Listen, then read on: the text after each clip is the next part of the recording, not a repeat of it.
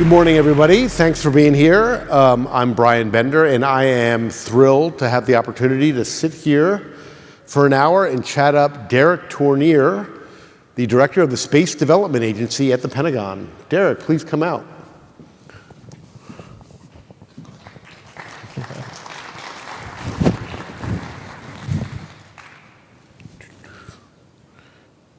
Where's your pen? Looking for your pen? Yeah, no, I was looking for my pad, which I left backstage, but I'm going to wing it. Well, welcome, Derek. Thanks for making the trip. It's a great venue. Look at this. And we got a little bit of a crowd, which is nice, which is, a testament to you, I think, not me, that people showed up for this one. So I think many of you know Derek, but, he's got a long history in the space industry and also in the national security establishment. Derek is currently the director of the Space Development Agency, which is now 5 years old. Yes. I believe I got that right. And you are the founding director, which is somewhat rare. No, Yes. Fred Kennedy was there a couple months before. I came in we were established in March. I came in June. So Fred was there for a couple months. And so prior to SDA, though, you obviously spent a good bit of time in the government. You were at DARPA, the Defense Advanced Research Projects Agency. You were at Los Alamos. You worked for the Office of the Director of National Intelligence, but all pretty much focused on space systems, correct? Right. So tell us, I remember when Space Development Agency was launched, and obviously the vision for this agency was to do things differently. That there was a strong belief that if we were going to keep pace with technology in the space arena, if we were going to keep pace with our adversaries, that we had to do a much better job of developing and acquiring and launching satellites, particularly for military purposes, very quickly, and that the old way of doing things, or the traditional way of doing things, just wasn't going to cut it. So your role is supposed to be as I think you call it, the constructive disruptor. You're supposed to break the mold for how to do business. Tell us a little bit about how you see SDA, what your major focus is, but also a little bit of a progress report. I mean, it's been 5 years. That's not forever, but that's enough time, I think, to be able to get a sense of whether or not this model is working. Sure. So to think about, the mission of SDA. So SDA is the acronym for our agency, Space Development Agency, as well as our mission statement, Speed, Delivery, Agility. So we were established essentially following Clayton Christensen's rules of the innovator's dilemma. We were stood up outside of what was traditional space within the DoD at the time to do a completely new way. We wanted to base a new architecture based on two pillars: proliferation, number one, hundreds and hundreds of satellites, and then spiral development every 2 years by hook or by crook. And just to kind of point out how impactful that concept was, and I'll talk about how successful we've been in promulgating that within the community. In the 20 years prior to establishment of the Space Development Agency, the Air Force, right, before the Space Force, so the Air Force had only operated about 90 satellites in total, and it took on average 7 years from order to orbit for those satellites. And so that the terms hundreds and rapidly were not really in the vernacular when it came to DoD space. And so we were set up to disrupt all of that with this spiral development model and proliferation.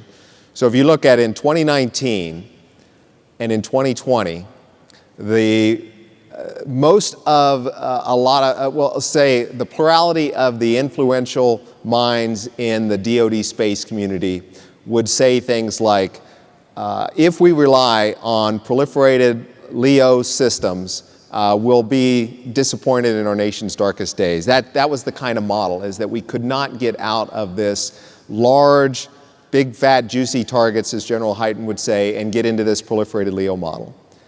Now if you look starting in 2023 and then now in 2024, the quotes from the plurality of the folks within the DoD space community are completely different. Now everyone is bought in, everyone knows that the resiliency we get from proliferated LEO, the ability to capitalize on commercial investments in proliferated LEO are certainly the future, and that is going to be a major part of our national space infrastructure going forward. So that's changed.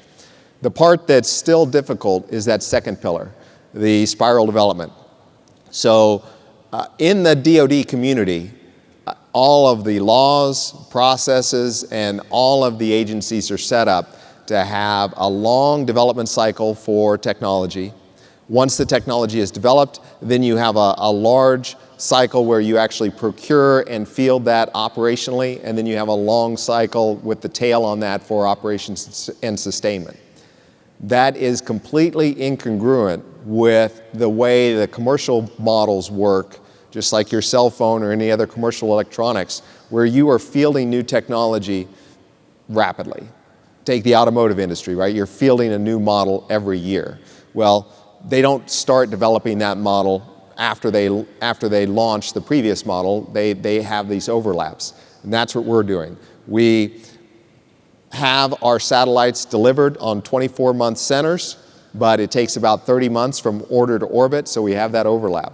There's still a lot of people within the community that see this, they know it's new, and they're apprehensive about what it, whether it will work.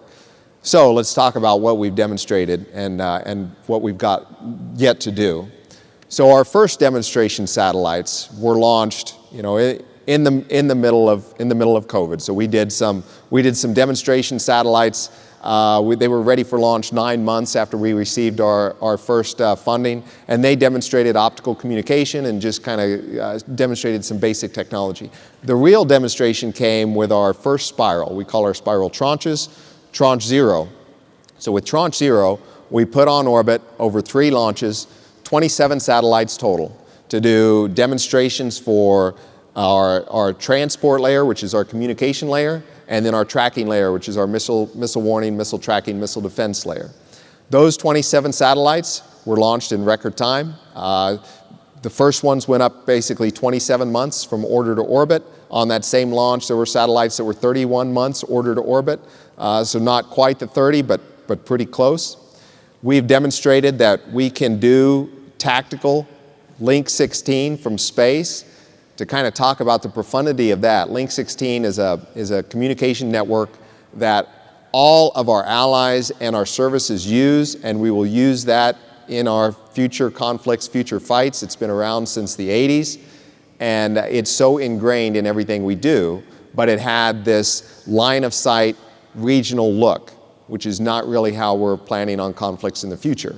So now we've demonstrated that we can actually do that from space. So we've made that regional conflict global in nature, so we can actually do the fight from the US, we can have targeting cells, and everything is on a same network working independently without requiring new user equipment.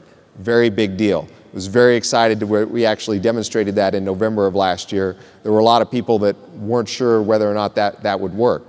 It works. We've demonstrated that. We've also demonstrated that the low Earth missile tracking satellites work. They work quite well. We can pick up, we've picked up missiles in test, we've picked up missiles in flight, and we formed tracks from them to show that it could be done.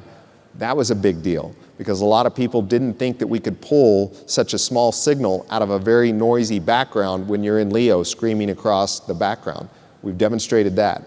So all in that, those were our 2 main things that we wanted to demonstrate. There are 2 other aspects that we want to demonstrate with Tranche 0 that we have not demonstrated yet, and that is the optical communication mesh network. We're still working through that, and our plan is to have that demonstrated by the end of this calendar year, but that's still one of the ones that's on our checklist to do. And then the second one is the optical communication from our laser comm links to aircraft, and we're also planning on having that done by the end of this calendar year. Otherwise, if you take those 4 things, and we've blown the first 2 out of the water, and we're progressing really well on demonstrating the next 2, so we're doing quite well on Tranche 0. We're just a few months away from launching Tranche 1, which will be 160 total satellites that will be our first operational constellation. We'll start to launch those around the end of this year, and those will launch through 2025 and be operational by the end of next calendar year. That's when we'll have the capability to actually provide this global connectivity, global missile tracking, and effective fight. And so we're pretty excited about that. We've already started to build the satellites that will be launched in 2026. That's our Tranche 2.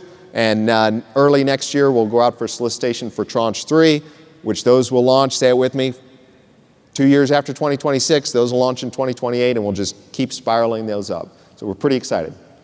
So, I mean, I think there's widespread agreement that, out of the gate, you all have demonstrated that you can do this. You can get these satellites on contract, you can get them launched, you can do it in that timeline that you laid out.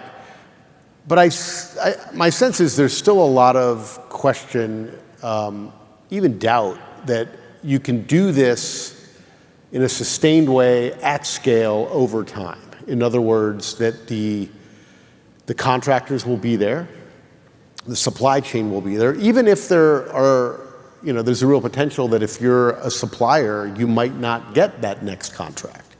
But again, if you're going to get this pace going of every 2 years and swapping out new technology or upgraded technology, you mentioned the iPhone or the car, are there things that you're doing as an agency to create those incentives so that you can actually keep this thing going, for the long haul? Yeah, that is the next dilemma, and there's a couple different ways that we're attacking that. So the traditional DoD model is the DoD essentially develops the technology that the DoD thinks will be needed in the next 5 to 10 years, nurtures that, develops it, and essentially owns that market. That is not the tact we're taking. We're taking the model where we are advertising what our roadmap is for the technology breakthroughs that we think are necessary in the future tranche. We publish that on our website as a technology roadmap so that industry can feel empowered to invest towards those technological solutions, knowing that if they develop it, then they'll have a differentiator in their offering in Tranche 3, Tranche 4, Tranche, et cetera.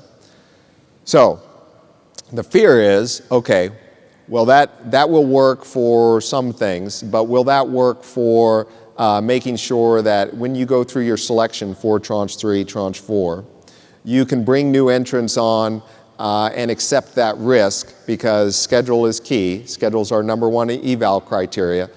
There's going to be risk with a new vendor, unproven, new technology, and so are you going to get into this trap where you're just going to go with the same capability, the same vendors that you always have? In order to minimize that risk, we have a couple of different things. One is we have our demonstration and experimentation satellites that are timed to go alongside, to coincide with our tranches. So for Tranche 1, we called that Tranche 1 Developmental and Experimentation Satellite. TIDES, Tranche 2, Developmental and Experimentation Satellite. TUDES, TREEDS, I don't know what you call Tranche 4. Somebody smarter than I'll have to figure out a good name for that. But that's the idea. And for those, for Tranche 2, that's the idea. The program is TUDES. The actual contract mechanism we call HALO. That's an IDIQ, and we're in source selection now. The idea is we would have those for each tranche that would be able to bring new entrants on, mature those, maybe fly 1 or 2 satellites in some key areas so that we nurture that vendor base, so that then we have confidence that when they come in and bid, either as a prime or as a sub to another prime, we have confidence that, okay, now we can buy 50 satellites from them. And that's how we plan to keep this market going. And so far, it's worked out well. So from Tranche 0 to Tranche 1, we had new entrants come on. And then again, from Tranche 1 to Tranche 2, we had new entrants. So I think it's working. And then from Tranche 1 to Tranche 2, we had some of the incumbents that didn't get a follow-on contract. So you do see that just because someone is an incumbent doesn't mean they're assured a contract. That's the whole model. And if we keep this 2-year cycle, essentially the 2-year cycle means, because we have programs in transport and tracking, essentially we're putting out contracts every year. That's a robust contract base that can feed a market and keep that market healthy. And so that obviously is a sign that this is working, having that vibrant base of bidders who are coming back, even if they lost, last time, they're coming back for the next go around. Does that also go for the launch piece of things? Because obviously it's a very aggressive launch schedule. You need launch services to be able to do that. I'm assuming that you're confident there's plenty out there. I mean, there's the old players, there's obviously a lot of new players in the launch business. Right, so on the launch side, for Tranche 0, we bought all of our launches on the commercial market. Well, we bought our first two. Our third one, we used the Missile Defense Agency procured a launch using the Air Force's NSSL contract. And we were a share on that. Going forward, so Tranche 1 and going forward, we are going to use the Space Force's National Security Space Launch contract moving forward. So then the question is the Space Force overall view for assured access to space robust enough to take this into account? Because that's essentially what we're piggybacking on. Look at it for the satellites and the ground, we're piggybacking off of commercial technology, commercial investment. For the launch, we're piggybacking off of what the Space Force is investing in assured access to space, as well as commercial assured access to space. So with the NSSL contract phase 3 going forward, where they have the lane 1, which is more of the lower mission assurance, closer to commercial standards, that's what SDA is going to be using. And we think there's going to be a pretty healthy market there as new vendors. The barrier to entry is lower than it has been in the past for national security launches. So we hope that new entrants can come on and we can have this robust method to be able to use multiple different launch vehicles. I will say that the launch infrastructure across the country is one of the long poles in the tent for doing this proliferated constellation. And that is payload processing facilities at the launch facilities. So we use launch facilities at Vandenberg and Cape Canaveral right now. And there's only so many facilities at each of those locations that can do the payload processing, and those get booked up. And that is one of the long lead items that we have to look at, because that will actually set the pacing item for some of your launch schedules. So that's an area that we're looking at, what the industrial base is, the health of that, as well as the bigger Space Force is looking at that as part of their assured access to space, because it is a long pole. And so on that score, what you're talking about is just simply the sort of the throughput here on the ground. How do you get all of these dozens, scores of satellites ready, prepared on a launch vehicle in keeping with that cycle? Correct. It's actually, so SpaceX has demonstrated that they can turn the launch vehicles very quickly. They can have launches back to back pretty quickly. So that is not, so they can do that more quickly than we could actually integrate within a payload processing facility. So but if there's only one payload processing facility, it takes you 60 days to do all of your integration in that is what backs you up. So it's less the launch providers and more getting the stuff to them. Right. On the timeline. Right. Maybe we could pivot a little bit to sort of the next set of questions on my mind, which is, if you accept that the model's working, or at least that you've demonstrated that it can work, I think there's a lot of questions about how do you then, and you alluded to this a little bit when you talked about Link 16 and you talked about the operational piece of this, but when do we get to a point where we have confidence that the model and what you're building, acquiring, is dramatically enhancing the warfighter's ability to do his or her job? It's one thing to kick out a bunch of satellites, put them up there, do it quickly, do it less costly than ever before, but if it's not translating into actually sharpening that battlefield edge, then what is it good for? So talk a little bit if you've gotten to the point now where you're not transitioning to that, but really focusing a lot more on not just can we do this, get them up there, but how do we make it so they're actually effective? Because you could envision, if you don't focus on that, you have a bunch of satellites up there, but we're not really using them, or we're not using them or the military's not using them to the fullest ability. No, that's a really good train of thought. Let's pull that thread a little bit. So one of the questions get asked a lot is why Link 16? Why did we choose Link 16 to begin with? If you were starting from scratch and you were going to say, I'm going to design a tactical data link from a spacecraft to a warfighter on the ground, Link 16 is not what you would come up with. But one of the key tenets of SDA from the beginning was we want to have the minimal impact to the user community as possible. Because in the DoD, getting the users, getting the warfighter to actually field a radio is exceptionally difficult, right? It's not like I can compel them, hey, we have a really cool service, buy our receiver and you'll love it, you'll love the service we provide. It doesn't work that way. They being the services, have to go through a very lengthy process to figure out how they're going to buy and then field all of these new radios to be able to utilize that system.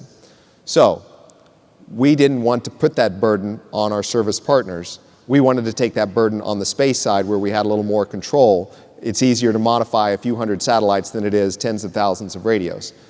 So we took that burden and said, we're going to modify our satellites to make sure we can go down to your radios in the field that you've already got. You don't need to buy any new user equipment, and then we'll plug in. So from that side, our impact into the warfighter is immediate. So as soon as we launch, as soon as we get the satellites checked out and operational, we are on their networks. We are helping them in the fight. We are already part of the ConOps and the development and their procedures that they're used to because they're already used to those radios. They're already used to being able to communicate with them.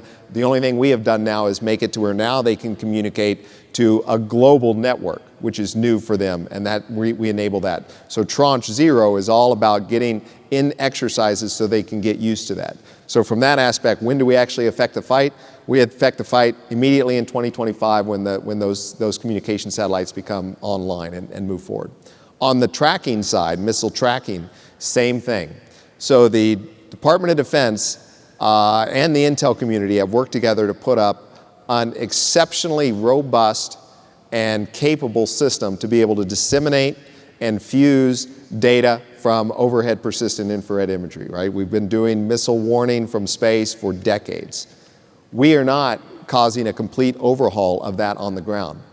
Our data will come down, we'll form tracks from our satellites, and we will go directly into that entire ecosystem that is already built out. So on day one, as soon as our tracking satellites are operational and tested and checked out, we'll be affecting the fight because we'll go down in there. Now, one of the things to point out of that is this is again just to give you guys some insight into how it works within the Department of Defense and why this is so profound. That is confusing to a lot of the people that are used to doing budgeting and planning in the Department of Defense. In fact, I had a difficult time the first couple of years convincing folks within the Pentagon that we were actually making an impact to the services. And the reason being is really strange, but it will give you insight. They said, look, you guys are fielding and all of these satellites, but we can't point to a program of record where the Navy, the Army, the Marines, the Air Force are actually buying radios to talk to your satellites. So your satellites are going to not be used by anyone. And you have to look at that and you look around and you think you're on candid camera for a minute until you realize that, no, they're serious. Well, that's a process problem. Yeah, and you have to point out that the reason you don't see that budgeted is because those radios are already fielded. They're already in hand. They're already there. And once they kind of got that, the scales fell off their eyes, and then they're like, oh, okay, now we get it. But it was a process problem, and it was a lot of bureaucracy that we had to cut through. And convincing them, I guess, that this was a service that you could tap into as opposed to a capability that somebody in your service designed, developed, bought. Do you feel like you've gotten past that sort of mindset? For most people. So obviously there's still some that come up there and are like, wait a minute, we see the Navy is investing $1 billion in this new receiver, so they must obviously care about this service more than that. And you're like, well, that's because they've already invested over the last year tens of billions into these radios that we're going to go into. So we still have to fight that. So that is it's an odd mentality to get into. But I think we've mostly got through that and are mostly able to push through it. And now people understand as they're starting to see how this actually impacts war games, and people are starting to use it in the field. So you talked about the Link 16 aspect. Are there other means for sort of knitting these constellations into the everyday operations of the military? In other words, I think of ground stations. I think of, I mean, not everybody uses Link 16, right? I mean, there's a lot of parts of the sort of the military infrastructure that aren't necessarily out there on the edge, but would still want access to the missile tracking data, would still want access to the communications. Sure. So the key aspects are our communication satellites. I do talk about Link 16 a lot because it's the one that has the most near-term impact to the fight tonight, right? But we also provide connectivity down via KA. We provide connectivity down via optical. As I mentioned, optical to air is one we'll demonstrate by the end of this calendar year. And then starting in Tranche 2, we'll go down over UHF and S-band for different other different tactical users. Primarily, that is another way for users to tap in. Those radios are not fielded yet. That's why they're not going to have as immediate impact as the Link 16. So the UHF in Tranche 2, those will go down to legacy receivers. So those are fielded. There's some software modifications to those radios, but no hardware modification. The KA and the laser comm terminals will require modifications. The KA is integrated into this broader picture of a hybrid SATCOM terminal that all of the services are going forward with, being led by the Navy and the Air Force. That's a hybrid SATCOM terminal that will allow them to talk to any of the satellite constellations. Our KA system will be used there. We're also already got agreement with Titan for the Army and MTC with the Navy, which are their JADC2 instantiations, to be able to receive our KA communication, and then we're working with the platforms for the optical. So those are, I call that the Link 16 is the 2025. 2027 is when we'll have the capability for some of these other ones to really have an impact on the fight, and then we'll continue to kind of field those out as we go forward. So I see we're getting some questions here in the app. Just a reminder for those who want to put a question in. We'll get to those pretty soon here. Just scan the QR code and you can go from there. Related question on the operational side. Plans for the constellations you're building, the missile tracking and the communication satellites, to interact or integrate with other space-based assets that the military has. You think of SBIR, the space-based infrared system, polar satellites that are coming online. Is there sort of a strategy, is there even a need at this stage to think about whether or not those can talk to each other or that data could be integrated somehow? So they definitely, on the tracking side, all of those data get integrated on the ground. That's part of this network that the DoD and the intel community have put together to already fuse and disseminate the data. So that happens. A more robust integration piece is going on right now between what SDA is building out in our tranches for the LEO layer for missile tracking, and what Space Systems Command is building out for their EPOCs for the medium Earth orbit layer. And we've been tied together very closely, SSE, SDA, and MDA, who obviously has a lot of equity in this, to make sure that we can provide data that feeds in with their next generation interceptors as they develop them. So we have been working to make sure that we have connectivity, and the programs are phased such that we're both on 2-year centers. The tranches, the LEO, launch first, and then a year later, then you have the EPOCs, the MEO. So every year, you get this kind of new capability fielded, and they build off of each other. And we are looking, if you look at our optical comm terminal, we have our optical comm standards that we publish. Optical comm standard 4.0 that's published has specific modes in there for longer distance laser communication. That is primarily so that we can tie in the MEO layer and the LEO layer together, so we can have them fuse their data in space and be able to disseminate those out without going to the ground. So that's all built into the future roadmap. And maybe one last question on this general area, which is supporting the warfighter. How about on the tactical side? In other words, there's been lots of discussion about being able to sort of cue satellites, minute by minute in battle for whether it's aircraft or missile crews. That may get into a little bit of the classified world, but I'm curious what you can say about that in terms of is that where the Link 16 comes in, that this data can be used, like you said, for the fight tonight?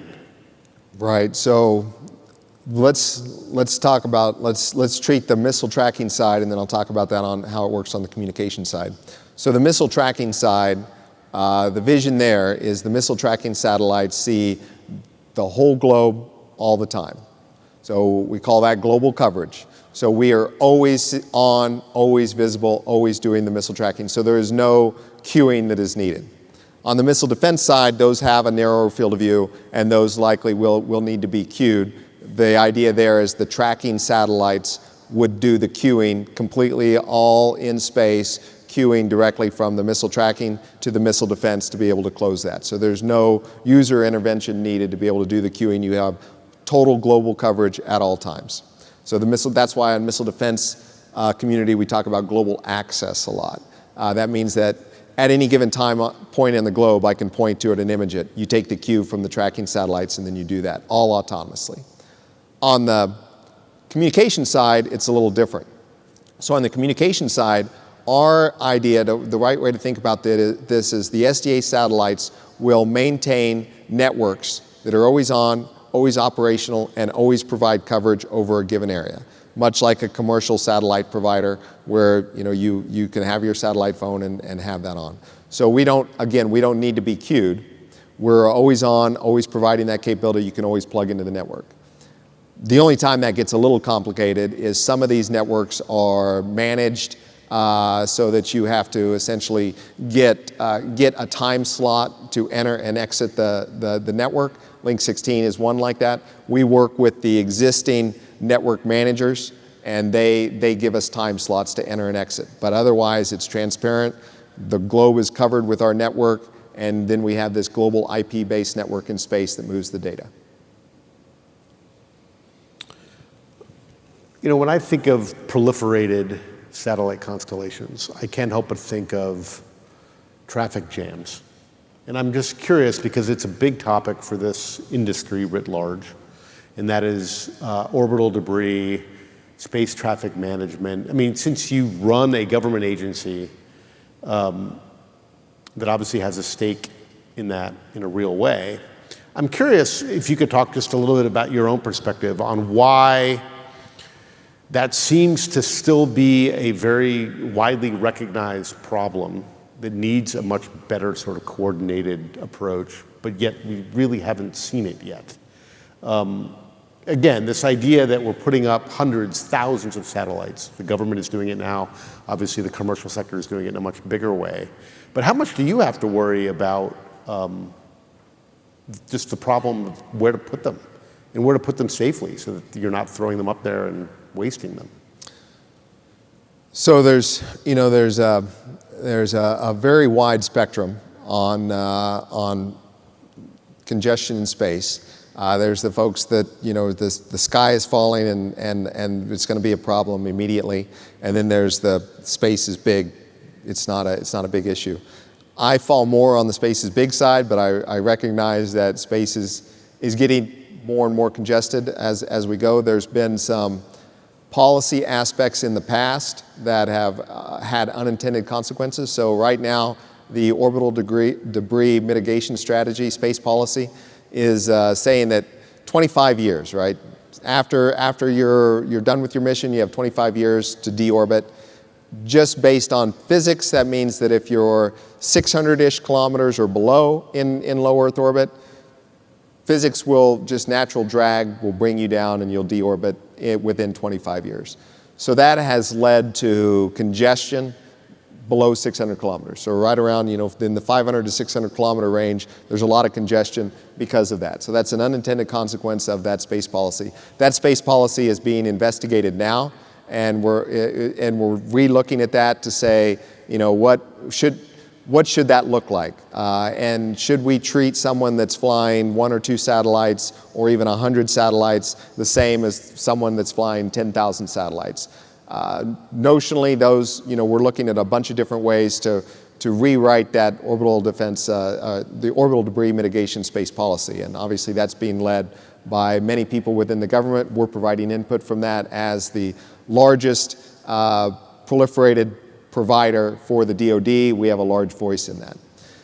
Our constellation, it operates at around 1,000 kilometers, so it's above the 600 kilometer. It's roughly an uncongested environment, primarily because we do now have to have positive propulsion to be able to deorbit our satellites, to be able to maintain that 25-year ODMSP compliance. So a lot of people don't like to orbit there. The radiation environment also gets worse as you go higher, so a lot of people don't like to go to 1,000 kilometers.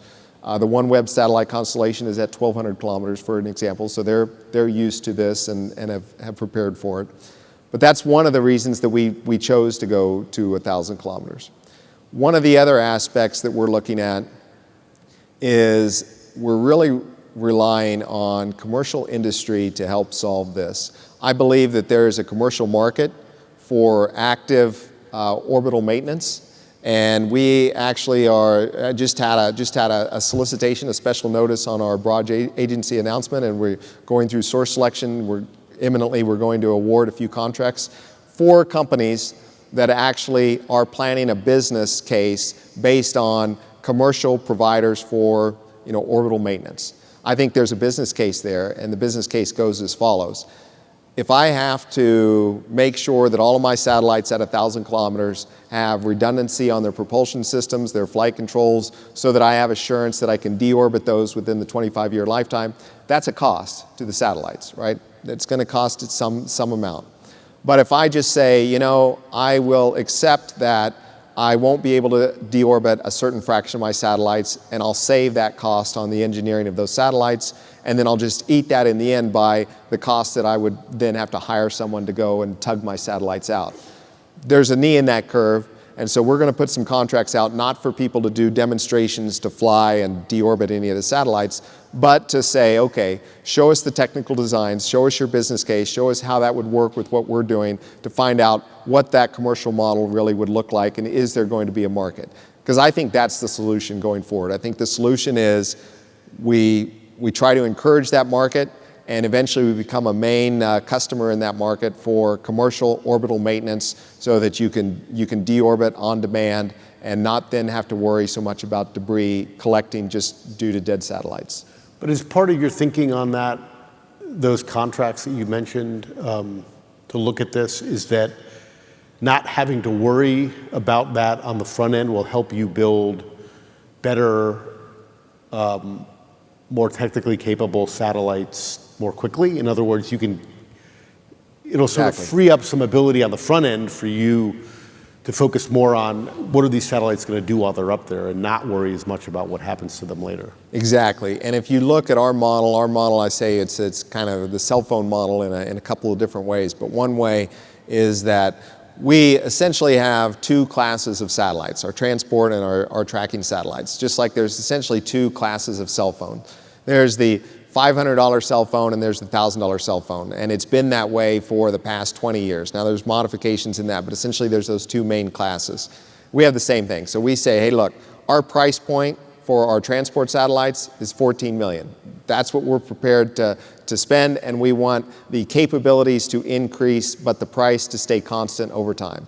And the tracking satellites, we say that price point the market will bear is $44 million per satellite. As the capability and the technology matures, then we'll increase the capability and keep the price constant over time. What that means is any dollar that I don't have to spend to over-engineer or provide redundancy on my propulsion and deorbit systems is funding that can be then put back into the capabilities of the payload and being able to keep that same price point. So that's the cost trade that we're looking at. So a couple questions here from the audience that get to this idea of what might be next for SDA. In other words, if you've demonstrated that you can do this proliferated constellation business more quickly and effectively and enhance the warfighter's ability to do what they need to do. Are you starting to think about applying that model in other areas? One area that one of the questions raises is space domain awareness. I mean, could you build satellites that would help you see what's up there related to this orbital debris issue? Or, are there other areas, 5G, for example, being able to fold in something in the commercial area like that into your roadmaps? Talk a little bit about sort of what's next for SDA, or would that undermine the whole notion of why you were created in the first place? In other words, if SDA does everything, then does it become another big bureaucracy? Right. Like the rest of the place, and then sort of defeats the purpose?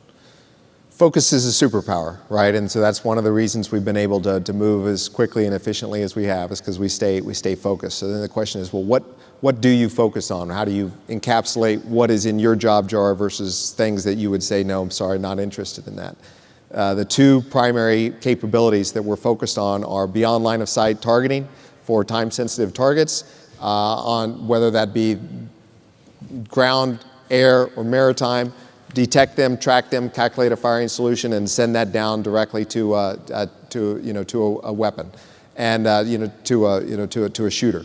That's capability number one. Capability number two is do that same mission, but now do it for the next advanced missiles. So that's the tracking. So anything that ties into those two things, that's what we're focused on, which is why you haven't heard me talk a lot about space domain awareness and things, because I can't tie it cleanly to that.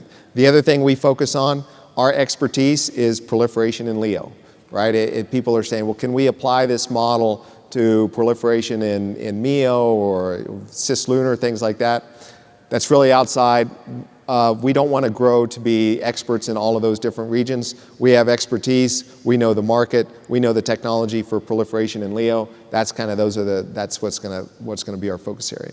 Now, future G, 5G, and future G, that is something that fits right in with that capability number one, and that's actually part of our roadmap on our transport, is how do we make sure we tie that, not for the commercial mission, right? We're not a defense agency, we don't really care about that, but it's how can we make sure that we tie into those capabilities so that that technology could be leveraged for the warfighter. That's part of our roadmap.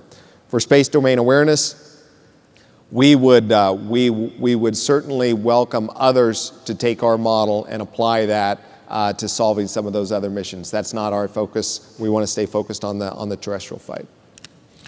As you said, the orbital debris or space traffic management isn't really in your writ per se, although you obviously have to be focused on it somewhat or concerned about it. There's sort of a follow-up question on that here from someone in the audience, which is on the deorbit industry, if you call it. What do you see as like the biggest technology gap there? In other words, you mentioned you see a commercial market for people to go up there for either servicing and or bringing these things down when they get to the end of their life. Do you see that industry developing, or is there sort of still a ways to go? And if so, what is the long pole in that tent? So you have assurance that you can put your satellite up there, and when you need to in a couple of years, call somebody in this room and say, hey, can you go get it? Sure. So we received a lot of proposals and ideas from industry on our special notice. So that gives me a lot of confidence that this is a healthy, robust market, and there's a lot of technical solutions out there, and so I think it'll be feasible. Obviously, not all of those business ideas are going to pan out. It's in a new start entrepreneurial stage at this point, but I do have confidence that several of them will survive and there'll be a healthy market moving forward, because the technical challenges aren't insurmountable. It's not a DARPA hard problem at this point. There's no real technological miracle that needs to happen. It's now just a matter of economics. I need to make sure that I have a design that has enough delta V to be able to move multiple satellites, right? So I can go up and I can deorbit multiple satellites with the same vehicle, so that the cost for deorbiting a satellite is low enough that it's a fraction of the satellite cost right? Otherwise, then you're back to the, well, I'll just make my satellites more redundant. So it's just a matter of engineering in the economics. And I think that will come over time as this technology matures. It'll also come over time as, as launch costs continue to go down. That will help too, because then you can launch a satellite that essentially is a very big gas tank, and you're not paying a premium for all of that mass for the fuel. So I think all of this is trending towards making that model be more and more viable. So we have a question here that I think gets at your reference to the $14 million price point for satellite. Are you concerned that setting a price point like that is problematic if other agencies or the commercial industry isn't sort of adopting your model as well? In other words, you're sort of mandating this is what the cost is. I think they use the word monopsony. Is SDA a monopsony by doing that? So when we do our evaluations, right, we evaluate schedule, then we evaluate cost, and its overall price, and then we evaluate then the technical risk as part of that as well. So there is still, so we don't, all of our proposals don't come in at $13.99, right? There's a range, because that is part of the that is part of the evaluation criteria. So I do think that it still allows enough people to have flexibility in what they propose, technology, and coming forward. If you say, well, does that change or put it at odds with the way the other government agencies are doing acquisition and what they're buying? Look, everybody has their own requirements, their own models, and what they need to field. For us, this model seems to be working pretty well.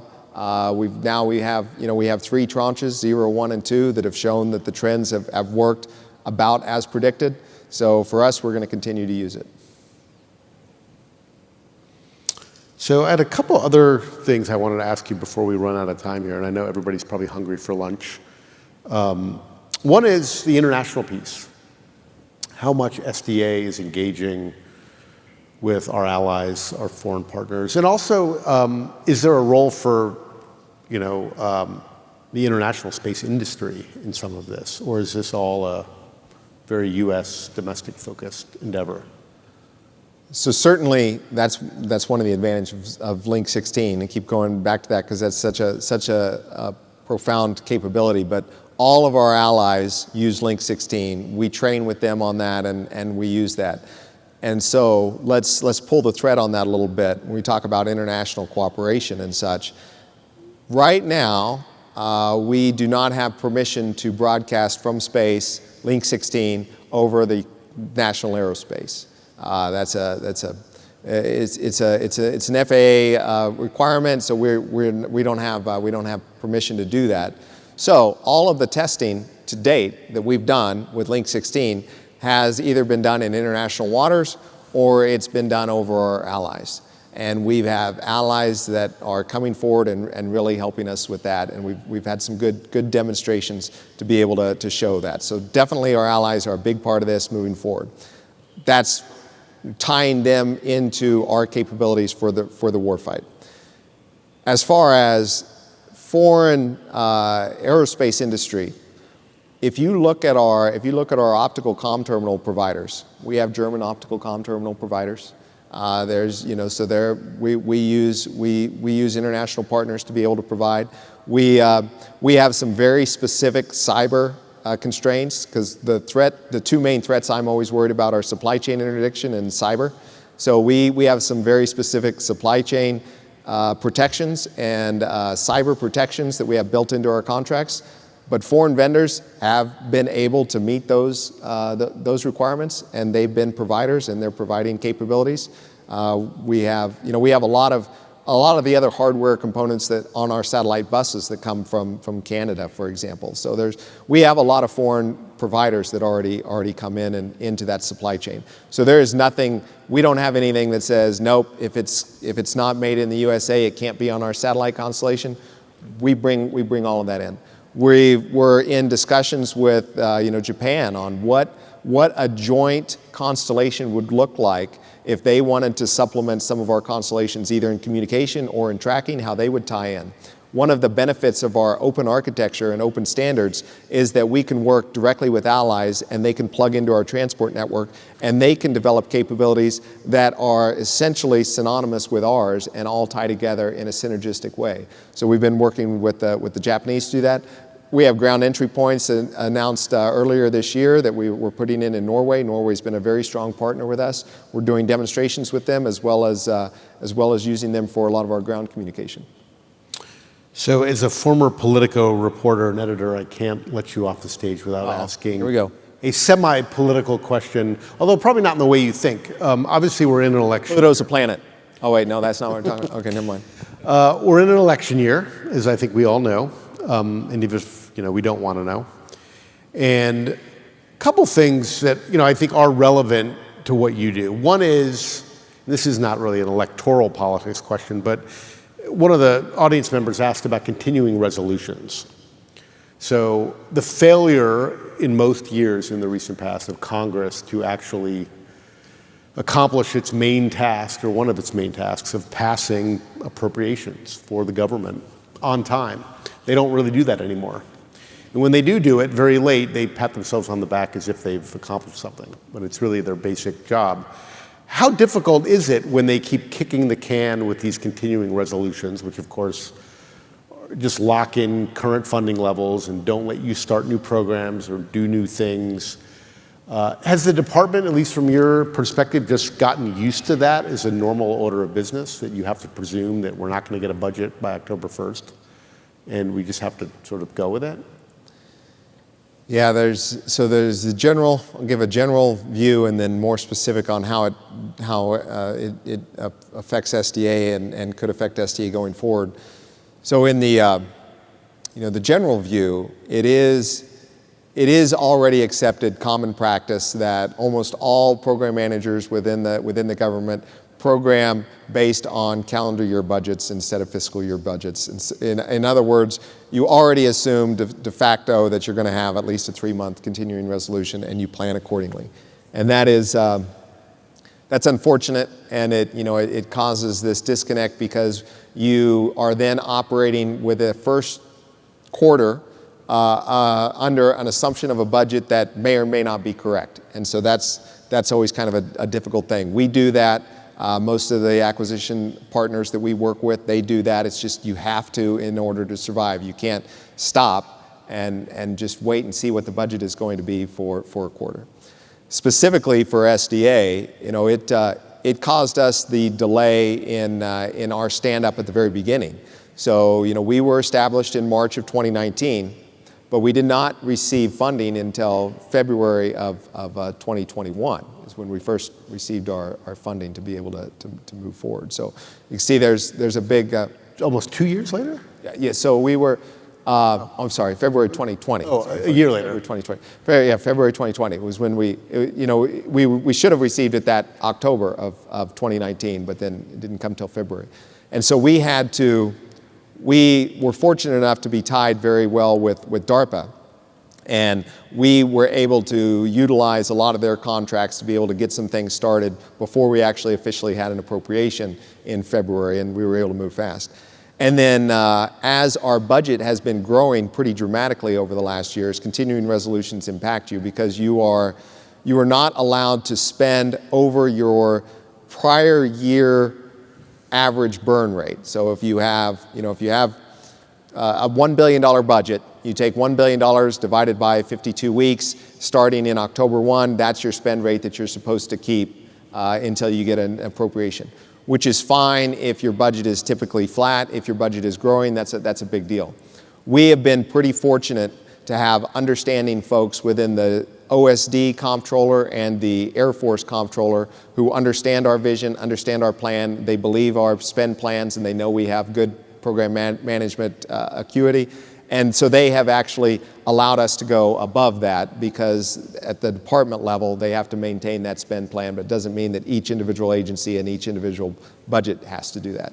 So we've been fortunate to not be impacted as much. And then going forward, the President's budget request for 25 is actually less than our budget in 24, just based on timing of our tranches. So in theory, a continuing resolution for fiscal year 25 should not impact us as greatly. We don't have any new starts that are technically new starts to where we have to wait on that authority. And even if we're held to our burn rate by week based on fiscal year 24, we should be good, like I said, because our budget actually goes down a little bit in President budget request 25. So for us, we've been able to accommodate that, and we've been able to do that through deals with other agencies and deals with the comptroller. But as a whole, through the department, it's very impactful. It slows down program starts. It makes people do unfortunate program management decisions because you have to plan without knowing what your budget is. So it is a big impact. You sort of alluded to this, but the Office of the Secretary of Defense and having sort of the right stakeholders in some of the other more senior levels in the department is important. I think it was Breaking Defense recently had a story about some vacant chairs in the space policy arena at DoD. People coming and then going and positions not being filled immediately. Obviously we're, like I said, in an election year, and that might be a complicating factor too in terms of getting people into some of these political positions. But I'm curious, just from where you sit, if there's been any bumps in the sense that, you know, there's some vacancies and or not permanent people running some of the senior space policy portfolio from where you sit. I mean, does it complicate what you do? So the slow things down. You know, obviously we had a very good relationship with Dr. Plum as the ASD for space policy, and that helped well. We have a good relationship with the acting ASD in there, Dr. Narang. So that really hasn't slowed us down, especially since most of everything we do is acquisition, and the policy aspects are more guiding long term, so they don't have, you know, you cannot, thou shalt not proceed forward until this gets signed from policy. Where it impacts us is on the acquisition side. So in ANS has had, the Acquisitions and Sustainment Group within the Secretary of Defense has had some political positions that were in acting roles for some time, and the acting roles, a lot of time the folks that are in that role performing the duties of are always a little hesitant to do big muscle movements because you really don't know what the administration's thrust, or, you know, the successor who may be named and just not confirmed yet, you don't know what their vision is. So you don't want to overstep that. Since we are in a role where we are definitely trying to disrupt things, there has been times where there have been people that were performing the duties of or acting in roles within acquisition that have slow rolled us because they were uncertain on what the actual confirmed nominee would look like. But to date, there's no gaps in any chairs that are causing us problems, but we have seen that in the past. Gotcha. Well, Director Tournear, thank you so much for doing this. I hope everyone enjoyed it, got something out of it. Thank you for all the questions. We had a ton of them, and obviously most of them we couldn't even get to. But we're at the 2-minute mark. I think we'll maybe close up a little early, and everybody can get off to lunch. So again, thanks to you, Mr. Director, and keep it up. Thank you. Thank you. Appreciate it. Thank you all.